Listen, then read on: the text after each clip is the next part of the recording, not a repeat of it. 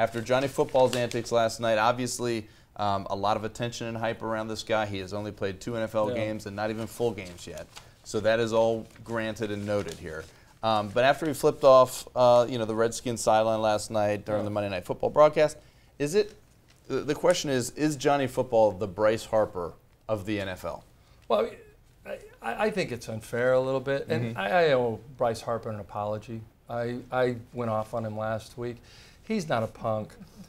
Johnny Manziel is a punk. He may be Satan, and I'm not kidding. And Harper's never flipped off the opposing team, to be fair. Another thing is Harper, because of his Mormon faith, he doesn't drink. Johnny Manziel would have a long neck by his locker if they let him. Okay, so Manziel he will be this guy in the NFL. He will be coddled like Dennis Rodman was in the NBA, and he'll think like, oh, say something crazy, Johnny. Say, oh, we'll make us laugh at the press conference. And when it's all said and done, he'll wonder why his antics cost him his career. Bryce Harper, the only problem with Bryce Harper is he needs to do a little bit more offensively if he's going to have that kind of he's got to be remembered more for his on-field production more than some of his biggest thing is he's so insecure. He reads everything anybody wrote. I mean, you love this anecdote. I go to the game the other night, and I hadn't talked to him all season, and I wrote a critical column about him, but I figured, what the heck? I said, how you doing? He said, all right. And he goes, we're worried about getting traded. And I'm like, what? And I go, at least you're reading. And I go, does he think I wrote a column that he should be traded? And it turns out, I think either Scott Allen or Steinberg posted a thing about a major league scout saying. Anonymous scout. Anonymous scout saying. Was it you? So, no. And so he comes back, and I think James Wagner says, no, he goes, that was on our blog, but it wasn't done by us. And he's like, oh, my bad, dude. And I'm like, thanks, but I've written some really lousy things about you. So, but at any rate, he was obsessed, and Scott Boras, his agent, had sent him a text like, don't talk to this guy. I think it was Steinberg's head. And of all the times that he's gotten mistaken for me, I finally got mistaken for him.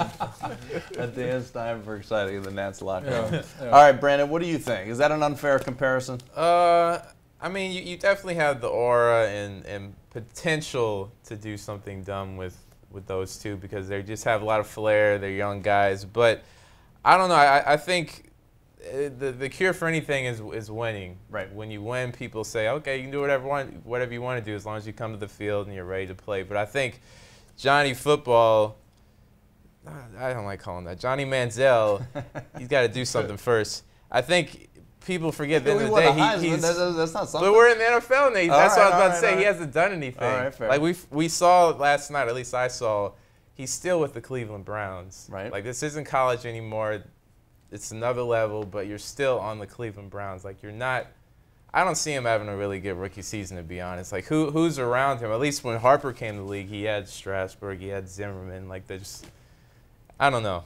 I'm not too high on him. All right, give me your take, Neil. We'll add a minute to the time, so you have some time to respond. I think it's a little bit unfair. I think Harper has a better chance of crashing into the opponent's bench and hurting himself than flipping them off. I mean, that's just kind of the way that he goes. So Manziel, you saw how immature Manziel is with that gesture, and quite frankly, I think it's probably going to do worse for him going forward than it did anything to help him or anything to kind of get him to be more macho or whatever, because there's a lot of trash talk in the NFL, and if they know it gets to him, whatever was happening on the sidelines, that's not going to happen on the line of scrimmage. I mean, that's going to happen when the play is blown dead. I mean, it is going to be now way worse, because they know if they can get in his head just with a little trash talk, they're going to knock him off his game before he even gets the snap. It's better than any of the film that you watch on him as a player. If you can crawl under this guy's skin psychologically, it's over. It's over. But that's a common thread with Harper. Harper's one of the most booed players,